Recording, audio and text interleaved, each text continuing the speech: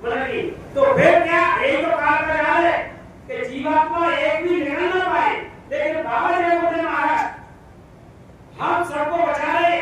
स्वामी महाराज ने कहा हे बच्चों, वैसे तो तुम सब अपने अपने माँ बाप के बच्चे हो, लेकिन संत और महात्मा की दृष्टि में तुम सब मेरे ही बच्चे। किसी का बच्चा आग की तरफ जा रहा हो, कुएं की तरफ जा रहा हो, कोई भी जिम्मेदार व्यक्ति बैठा होगा तो इस बच्चे को बचाने की पूरी कोशिश करेगा। ये विकलांग है और वो देख रहा है तो आवाज लगाएगा, अरे भाई चलो चलो, ये किसका बच्चा जा रहा है। ठीक ऐसे गुरु महाराज ने कहा ये जीवात्मा 84 लाख योनियों की तरह परिवेश के साथ चली जा रही है। अब काल भगवान ने तपस्या की, तपस्या करके राज लगा, जीवात्मा का भला दे दिया और सब योगी सब विज्ञानी कर यह ध्यान करें भक्तानी सब जीवात्मा आ रही जा रही एक जान बना दिया। जैसे हमारे भारत का संविधान 1947 में भारत देश आजाद हुआ और 1952 में हमारा संविधान लागू हुआ। संविधान में धारा लिखी कि चोरी करोगे तो इतने साल की सजा, कत्ल करोगे इतने साल की सजा, धोखा दोगे इतने साल की सजा, आपका विधायक का बनान लिख दिया। ऐसे ही ये हमारे 4 वेद 6 7 18 प्राण ये भी हमारा आध्यात्मिक कानून है, इसमें भी सब धारा लग गई। अच्छा करो ये स्वर्ग है, बुरा करो ये नरक है, सबको आजादी देगी। अच्छा करो जब बुरा करो आपको कोई हाथ पकड़ने वाला नहीं, मना नहीं करेगा कि आप तो बड़े पुण्य कर रहे हो। लेकिन बाबा जयगोपाल महाराज ने कहा ए बच्चा, जब 5 साल का बच्चा हो जाता है, 5 साल 10 दिन का, 2 देवदूत दोनों कन्नों पर बैठा किए जाते हैं, एक अच्छा लिखता है और एक बुरा लिखता है। और जब अंतिम समय में जब हिसाब होगा तब जाकर के अच्छे बुरे का फैसला होगा और जीवात्मा चली नरकों की तरफ। अब बाबा जयगोपाल महाराज ने कहा इतना पावन और शरीर हमारा आपको मिला था भगवान का भजन करने के लिए, लेकिन आपने घटना खो दिया और नरक की जिंदगी का थोड़ी है।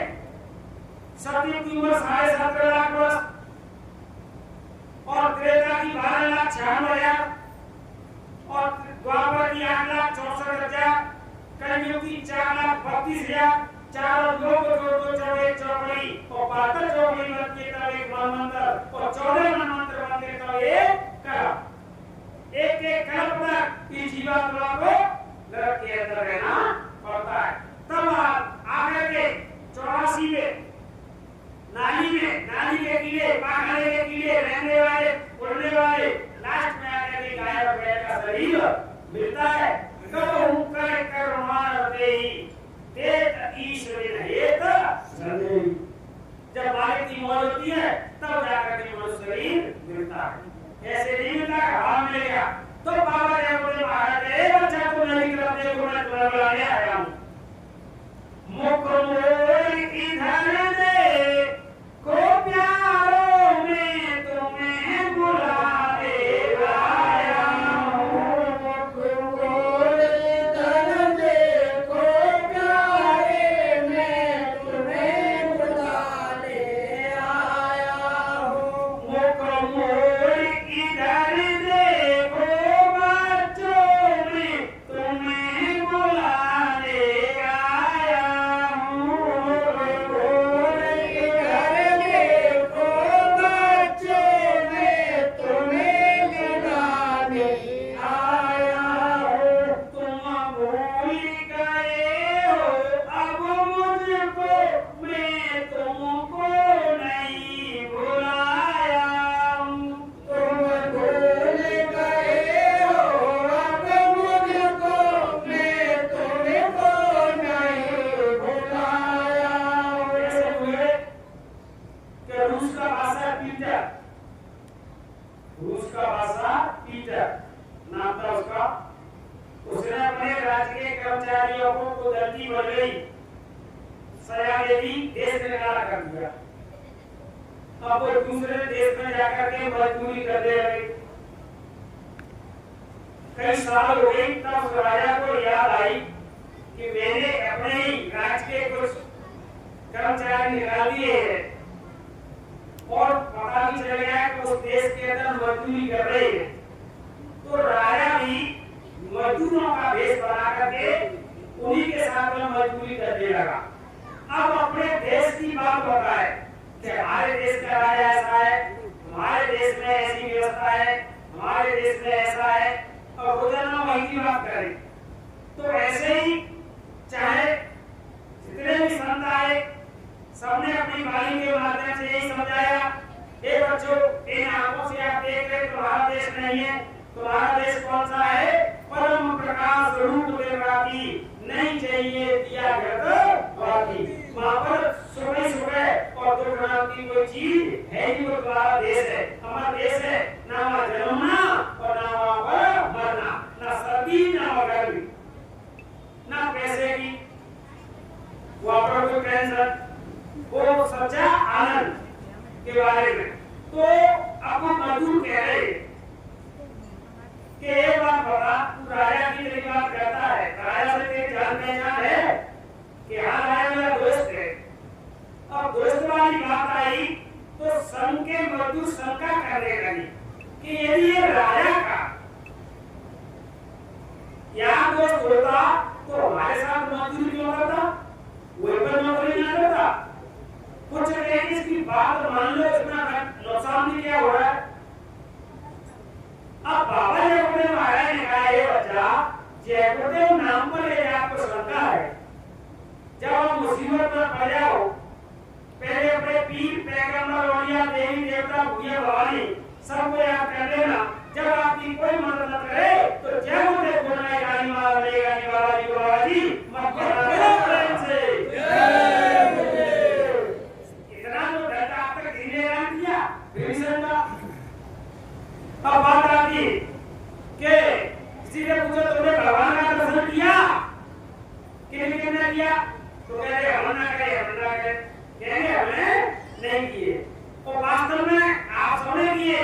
गुरु महाराज ने क्या कहा, ये बच्चा जब तुम जयगुरुदेव बोलोगे तो मैं मिलूंगा, और जयगुरुदेव नाम किसका? प्रभु का। और ये कौन हुए? प्रभु हुए, परमात्मा प्रभु। बाबा जी कह रहे जयगुरुदेव नाम किसका? प्रभु का। और तुम जयगुरुदेव बोलोगे तो मैं मिलूंगा। तो प्रभु ने कहे कि तुम भूल गए हो अब मुझको, मैं तुमको नहीं बुलाया हूं। तो ऐसे ही मजदूर बनकर के आए, मनुष्य के बोल में तो समझाने के लिए आए महात्मा, तभी तो समझेंगे। तो ऐसे ही वो राजा ने कहा कैसा है, राजा मेरा दोस्त है, तुम चलो आपकी सजा को माफ करा दूंगा मैं। उनके ध्यान में आई तो उन्होंने चलो, जब लेकर के अपने राज्य में आए तो सलाम करने लगे। पहचानिया राजा साहब बोले क्या? बोले कि वास्तव में सही कह रहा था कि राजा से इसकी दोस्ती है, क्योंकि सब इसको राम राम कर रहे, सलाम कर रहे। ऐसे चलते गए और जाकर के दरबार में जाकर के पहुंचे, सिंहासन खाली आया, सब जाकर के विराजमान बैठ गया। तब मालूम पड़ी कि यही वो राजा है। तो गुरु का भरोसा कब हुआ? जब अंदर में चले गए। तो गुरु महाराज तो कहे कि तुम भूल गए हो अब मुझको, मैं तुमको नहीं भुलाया हूं। तुम भूल गए हो अब मुझको, मैं तुमको नहीं भुलाया हूं। निज घर से जब तुम आए अपनी सुध मत बिसराए। निज घर से जब तुम आए अपनी सुध मत बिसराए। मैं देख रहा था बाट तेरी, फिर मानुष जन्म बनाया। हे मैं देख रहा था बाट तेरी, फिर मानुष जन्म बनाया। तुम भूल गए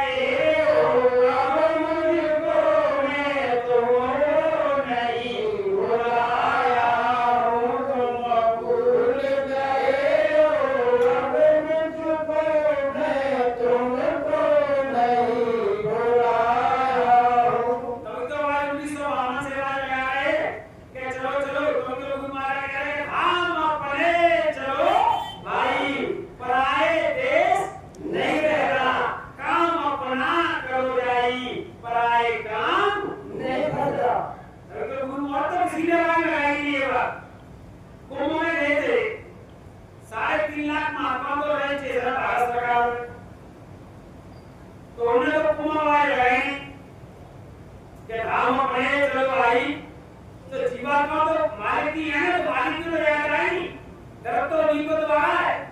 अब कह रहे गुरु महाराज के ये मन बड़ा तेरा चंचल है, ये बहुत बड़ा उत्पाती है, ये मन बड़ा तेरा चंचल है, ये बहुत बड़ा उत्पाती है, और इसने तुम्हें फंसाया है, मैं तुम्हें छुड़ाने आया हूँ, और इसने तुम्हें फंसाया है, मैं तुम्हें छुड़ाने आया हूँ।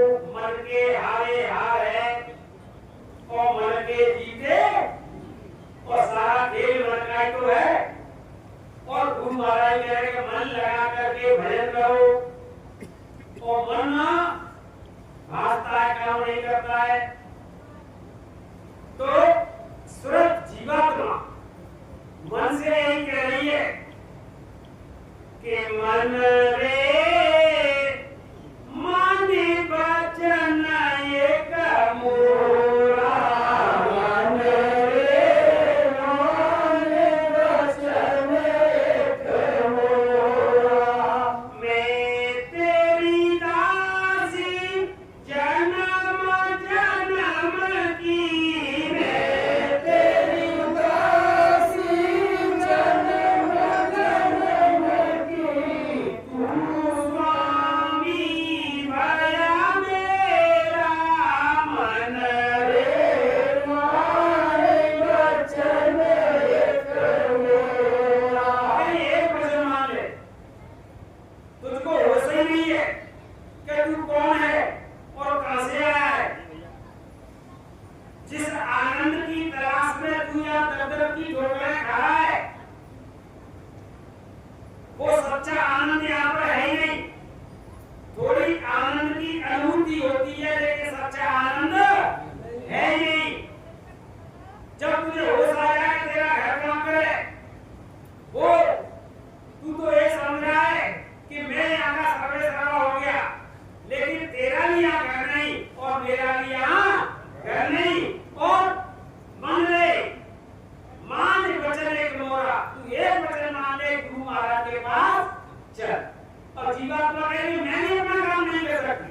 जब जीवात्मा उतारी पाक साफ थी, और रास्ते में दूसरे मंडल से या स्वामी जी ने ज्ञान दिया, वहां से मन लगा दिया और कहा कि मन को साथ में लेकर के भजन करना। पहले तो किया, अब वो भटक गया। इंद्रियों के बस मन भया और मन के बस वही बुद्धि, अब कहो भजन कैसे बने, ऐसे जहाँ वृत काम हो गया। अब भजन बनता नहीं, मन साथ देता नहीं, तो जीवात्मा समझ रही है। देख मैं तुझे बता दूं तू कौन है, कैसे, और तेरा काम मेरे बिना, मेरा काम तेरे बिना नहीं होगा। तेरा मन से जीवात्मा क्या कह रही है कि अब संत बनी तलवारी, ज्ञान की ढाल बनी, अब संत बने तलवार, ज्ञान की ढाल बनी। अरे पहले तो देख मैं जननी, अब जीवात्मा मंदिर कह रही है सुन ले।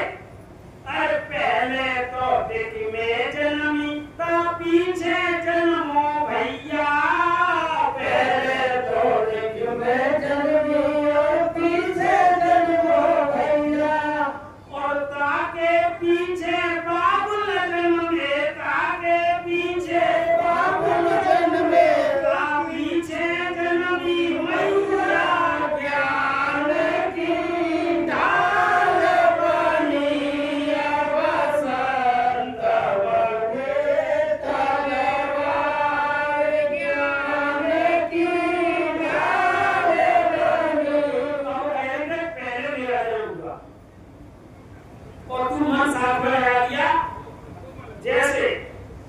रक्षाबंधन पर बहनें भाई के हाथ में रक्षा सूत्र बांधती है तो भाई संकल्प लेता है कि जहां मेरे बहन का पसीना गिरेगा उसका भाई खून बहाने के लिए तैयार है।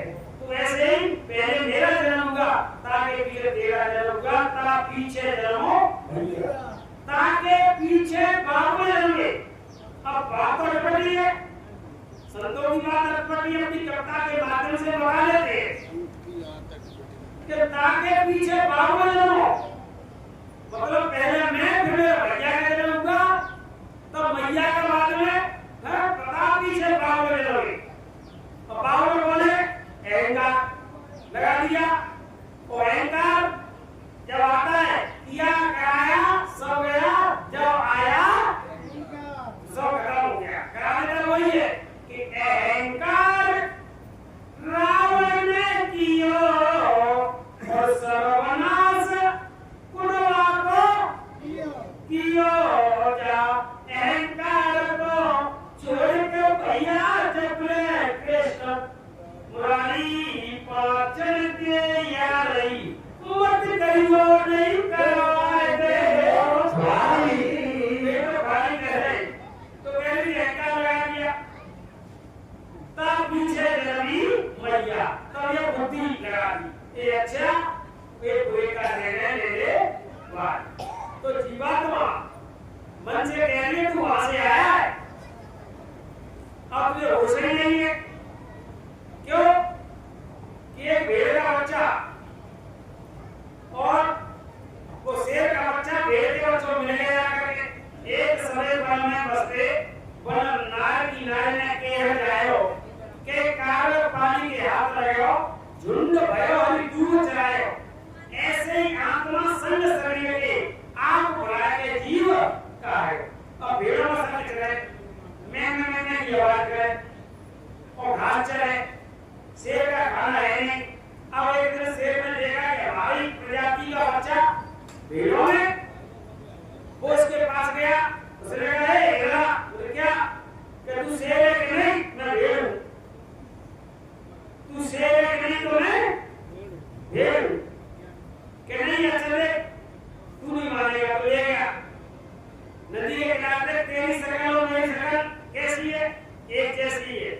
मैं डालू तू भी डालना के ठीक है। शेर ने ढाल लगाई तो बच्चा ने ढाल लगा दी और जैसे ही ढाल लगाई और भेड़ बन गया सब भाग गई। जब होश आएगा सच्चे शेर बाबा जी के कभी होगा कि भाग भाग रे फकीर के वाले गए कन्ने पर काम नहीं मार लाया मार तो लगे प्राण चिल्लाएगा बड़ा बेवकूफ क्यों नहीं भागा श्रृंगी ऋषि से मार दिए लाख दिए जबरन तो न जाएगा कहे दास पलटू बचेगा वही जो रैन दिन सत्संग में लगा। सत्संग लगेगा तो बचाव हो जाएगा। तो जीवात्मा मन से कह रही है कि तू काम करता सजा मुझको मिलती है। तो गुरु के पास चले जाएंगे तो गुरु के चरणों में अमृत बरसता है, अमृत चूरा है। एक बूंद मिल गई तो तेरा भी कल्याण और मेरा भी कल्याण। गुरु महाराज ने बताया कि एक बुढ़िया ने एक बकरा पाल रखा था एक बंदर। तो बुढ़िया माँ ने रोटी बनाई और रोटी को एक डलिया के नीचे रख करके अम्मा का दिलुगा के दही लिया हुआ यहाँ से दही के बराबर में चली गई। अब बंदर ने देखा तो बंदर ने क्या किया गले की अपनी रस्सी खोली और टोकरी को हटा करके सारी रोटी खा गया और रोटी खा करके और बकरे की रस्सी खोल दी और अपने गले में रस्सी डाल के बैठ गया। बुढ़िया माई बाजार से दही लेकर के आई तो बकरा ने देखी इसमें खुशबू रोटियों की तो बकरा ने सींग मारा डलिया अलग गई। जब तक माली आई अरे ये बकरा सारी रोटी खा गया। अब अम्मा ने डंडा उठाया और बकरे को पीटने लगी और बंदर जिसने खाई वो मुस्कुरा रहा है बैठ हंस रहा है। किसी आदमी ने इसकी करतूत देखी वो आया कि इसको क्यों मार रही बकरे को? अरे इसने सारी रोटी खा गया। अरे किसने रोटी नहीं खाई? तेरे रोटी खाने वाला वो देख रहा है वो बैठा।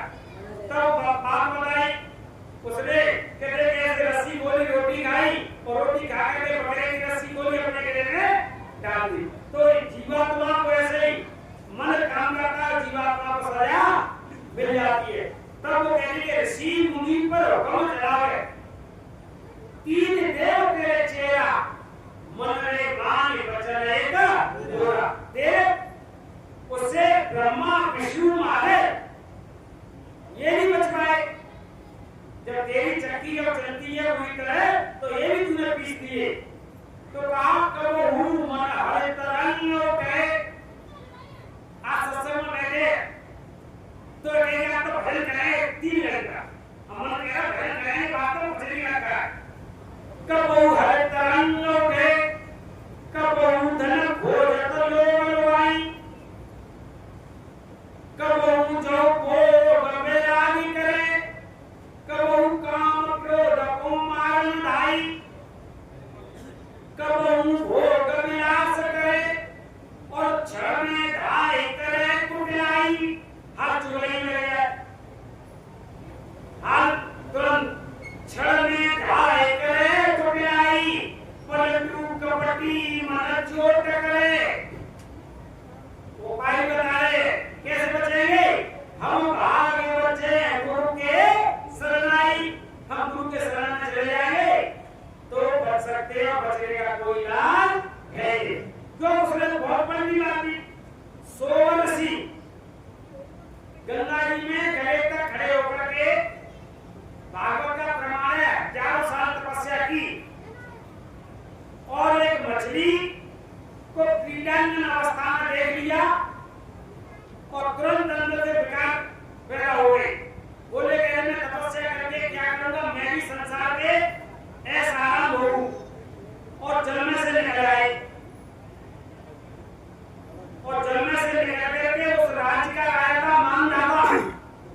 मानधाता के दरबार में पहुंचे तो मानधाता ने देखा कि ऋषि आए, 100 ऋषि, सिंहासन खाली कर दिया, हरिऊ बैठिए। कैसे बताए कि हम आपकी कन्या से शादी करना चाहते हैं, बुलाओ अपनी कन्या को।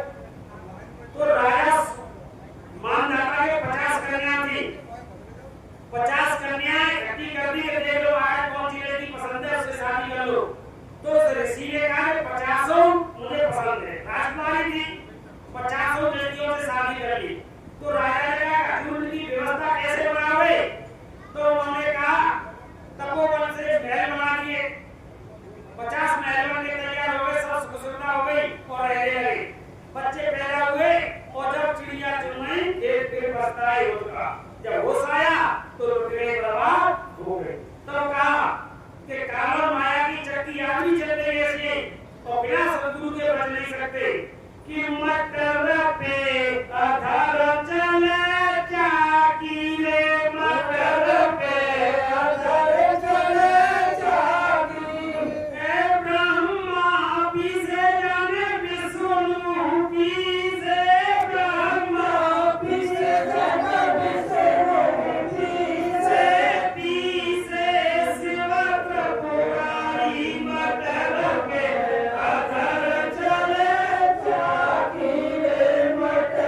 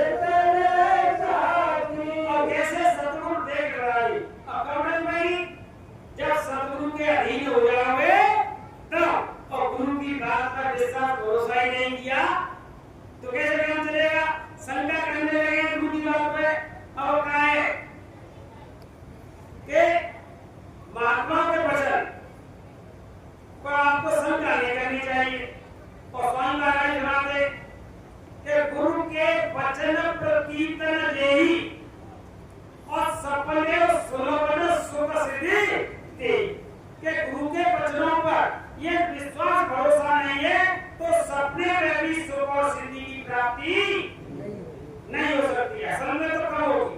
असल में तो होगी नहीं, सपने में भी नहीं होगी। तो गुरु की बात पर काम हो गया हर चीज पर।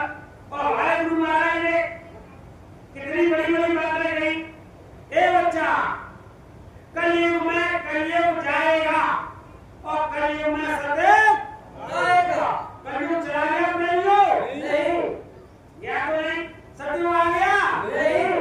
और कह रहे बाबा जी पूरे विश्व के अंदर एकमात्र बाबा जयगोपाल जी महाराज जिन्होंने ऐलान दिया था कलयुग में कलयुग जाएगा और कलयुग में सदैव आएगा। और क्या कहा कि मैं परिवर्तन करने आया हूं और परिवर्तन करके जाऊंगा। परिवर्तन हो गया और कहा चाहे मुझे इस शरीर के 400 साल रहना। आज मैं जगह जगह हमारे आगरा में पढ़ाई कार्यक्रम हुआ तो स्वामी महाराज ने कहा ए बच्चों मेरी बात को ध्यान से सुनो। आज मैं जगह जगह मंच लगा करके हिंदुस्तान का दौरा कर रहा हूं। ऐसे ही जब सदैव की स्थापना हो जाएगी तो मैं जगह जगह मंच लगा करके पूछूंगा कि हिंदुस्तान की देवियां हीरे जवाहरात से लगी है, तुमको सदैव में ऐसा लग रहा है सबके आंख कान खुले तब ये बाबा जी जाने की सोचें। ये कहा। अब गुरु महाराज ने हर स्तर से शंका की बात नहीं तो स्वामी महाराज ने कहा भंडारे के पावन पर्व पर हर बात गुरु महाराज ने समझा दी इशारे में। गुरु महाराज ने कहा देखो बच्चे, भगवान राम आए तो 12 कला थी उनकी, 2 परशुराम की 14 कला हो गई। तो 12 कला के जब उनको वनवास हो गया तो उन्होंने अपनी एक लीला दिखाई थी। जब श्री सीता को उन्होंने अग्नि के समर्पित कर दिया और नकली सीता को प्रकट कर दिया और 24 घंटा संलग्न रहने वाले लक्ष्मण इस भेद को जान नहीं पाए कि भाभी हमारे नकली है असली है। ऐसे गुरु महाराज ने कहा कि मेरे साथ में आश्रम पर रहने वाले 24 घंटे इर्द गिर्द घूमने वाले बाबा जी ने कहा कि इनको तुम देवता मन समझ लेना। और एक तो चलती क्या है कि मेरी गाड़ी में 24 घंटे ब्रह्मा विष्णु महादेव ये लगे हुए तो मेरा भेद नहीं आ सकते कि मेरे घूमने में क्या चल रहा है। सारी बात गुरु महाराज ने बताई कि उन्होंने चमत्कार। अभी बाबा जयगोपाल एक और बात कही कि ऐसा समय विश्व के अंदर चंद दिनों में आएगा और जयगोपाल नाम का झंडा घर में लहराएगा। लहराएगा क्या? अभी तो नहीं ले रहा है, बाबा के लिए तो समय आएगा। ऐसा समय विश्व के अंदर कब आएगा? बाबा जी का चमत्कार होगा। चमत्कार को दुनिया नमस्कार करती है। अभी यह चमत्कार नहीं हुआ है। जब भगवान कन्हैया ने चमत्कार नहीं दिखाया तब तक कोई कहता चोर है, कोई माखन चुराता है, कोई कहता है हीरो को छोड़ा है, कोई कुछ है। लेकिन भगवान कन्हैया को कन्हैया समझते थे। कोई कहता कन्हैया है, कोई काला है, लेकिन भगवान नहीं माना। कब माना? श्री रामा कृष्ण रामा सुदामा मित्र मंडली के साथ में चले गए कार्य पर। वो अपना काम करने आए थे, वहीं गए, एक टोल मारा, गैंग चली गई। अब गए श्री रामा सुदामा और खेल खत्म। काना बोले काय थे खत्म कि गेंद चली गई काली में। इसमें रहता है सरप, जीव जंतु इसका पानी पीने मर जाते हैं। गेंद कौन लाएगा? काना कह रहे हो मैं लाऊंगा कह रहे पर करूंगा मत जा हमारा खेल लो कि नहीं मैं लाऊंगा कह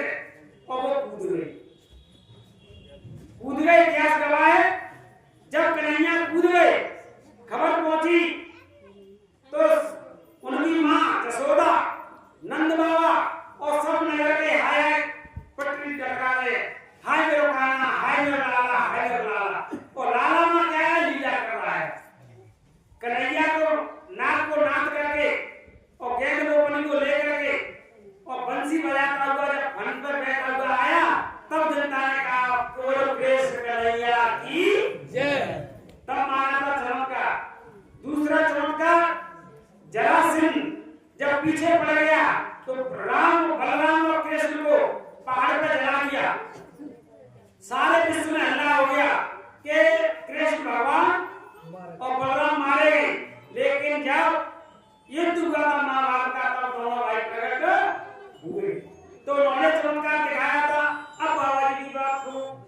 बाबा जी ने क्या कहा कि एक राजा ने घोषणा करवाई कि मेरे राज्य में के 12 कला और 14 कला के प्रदर्शन हो चुके, कलाकारी हो चुकी है। कोई भी कलाकार आए और 16वीं कला का प्रदर्शन करे, मैं उसको चित्र नाम दूंगा। पूरे राज्य के अंदर ढिढोरा पटवा दिया गया। एक नट आया, बोला कि महाराज की जय हो, मैं आपके आदेश के अनुसार 16वीं कला का प्रदर्शन करूंगा। समय, तारीख निश्चित हो गई। राज्य के अंदर घोषणा हो गई कि फलाने दिन और तारीख को ये नट हमारे सभा में राज्य में कला का प्रदर्शन करेगा। सारी जनता तय तारीख पर जुड़ी, नर नारी बच्चे बच्ची सारी भीड़, राजा रानी और उनके शहजादे शहजादियां। अब राजा ने आदेश दिया, ए नट अपनी कला का प्रदर्शन कर। तो सुरेश की पत्नी का नाम था श्यामा। श्यामा से कहा, हे श्यामा, अब तू ढोलक बजा। अब तू ढोलक बजा। ये 2007 के पावन भंडारे पर गुरु महाराज ने सुनाई थी। तो उन्होंने कहा, नट ने कच्चे सूत का धागा चरखा में लगाया जाता है, वो धागा लिया लेकर के आसमान में उछाल दी। तालियां बज गई, कहे ये तो बहुत बड़ा कलाकार है। वो धागे को पहुंच गया, लेकिन धागा दिखाई नहीं दे। अब नट ने उस धागे को पकड़ करके चलने लगा, तालियां और बजने लगी। एक चमत्कार हुआ, कच्चा धागा कोई इंसान पकड़ के चढ़ जाएगा, पकड़ में नहीं आएगा, लेकिन उसने अपनी कला से उसको पकड़ लिया और चढ़ गया ऊपर। देखते देखते क्या हुआ, आंखों के सामने से ओझल हो गया। अब वो दिखाई नहीं दे रहा, ताली बजने लगी। अब लकड़ी ढोलक बजा रही है। थोड़ी देर के बाद क्या हुआ, उसका ये दाया हाथ करके जमीन पर गिर। जैसे ही हाथ गिरा, राजा ने कहा, अरे इसकी कहीं लड़ाई होगी अंतरिक्ष में। लकड़ी अब ढोलक बंद है, खेल खड़ा, ढोलक बंद कर। बोले महाराज क्या हुआ, तेरे नट का हाथ कर दिया गया। बोले महाराज अभी खेल शुरू हुआ नहीं, आप कह रहे खेलो खत्म। नटनी ने और तान से ढोलक बजाई, तब तक दूसरा हाथ भी करके जमीन पर आ। राजा ने कहा बंद कर खेल खत्म। दोनों हाथ करके आए। बोले कि महाराज आप चुपचाप बैठिए, खेल देखिए। फिर उसने तान लेकर के ढोलक बजाई तो उसका एक पैर दाया करके जमीन पर आ। थोड़ी देर बाद बाया पैर भी जमीन पर आ गया। और उसने और ढोलक जोर से बजाई। राजा कह रहा बंद कर दो। उसका सिर भी कट के जमीन पर आ गया। सिर आया और थोड़ी देर बाद धड़ भी नीचे आ गया। जब धड़ नीचे आया तो नटनी ने ढोलक बंद। सारा दृश्य जनता जनार्दन देख रहे। अब नटनी ने कहा कि हिंदू धर्म में परंपरा है, अब मेरा पति का शरीर छूट गया, अब मैं सती हो गई, आप लकड़ियों का इंतजाम कीजिए। तो राजा ने चंदन की चिता चिरवाई। नटनी उस पर बैठी, नट के अंगों को अवशेषों को समेट करके चिता पर लगा दिया। नटनी बैठ गई, अग्नि प्रज्वलित उसमें हो गई और धू करके चिता जलने लगी। सारा दृश्य राज्य देख रहा है, चिता जल रही है। जब जनता जनार्दन जाने को हुई, इतनी देर में बगल की गली से वो नट ढोलक बजाता हुआ डम डम डम डम करता हुआ आया, महाराज की जय हो। अब जनता जनार्दन ये क्या, चिता की तरफ देखे, नटवा की तरफ देखे,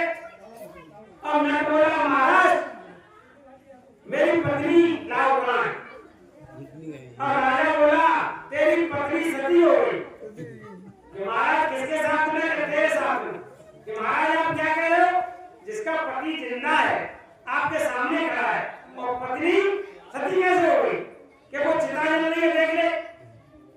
तो मुझे क्या मालूम किसकी चिता है? मेरी नक्शी मुझे दो।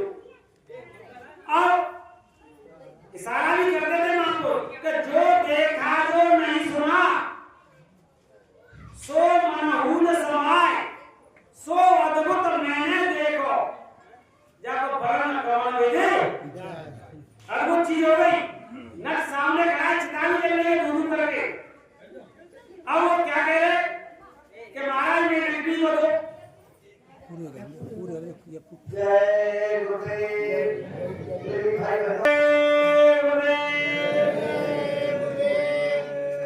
तो अब क्या, अब नट बोला महाराज मेरी नकली खूबसूरत सुंदर थी, आपकी नीयत खराब हो गई, इसलिए मेरी नकली को आपने गायब कर दिया। राजा रानी कहे नहीं सती हो गई। अरे मैं जिंदा खड़ा, तब चुप पड़ जा, जिंदा देखे तो चुप हो जाए, और चिता भी जल रही है। तो उसने कहा ठीक है फैसला मैं करूंगा नकली का, क्या करो सारी जनता जनार्दन चुप। अब उसने ढोलक बजाई और आवाज आई, ओ श्यामा कहां पर हो? महलों से बोला नहीं महाराज मैं महलों के अंदर हूं। अब नट बोला महाराज देखो महलों के अंदर नहीं रानी है, नकली है। दूसरी आवाज लगाई, तीसरी में बाहर श्यामा आ गई और आकर के और सीधे राजा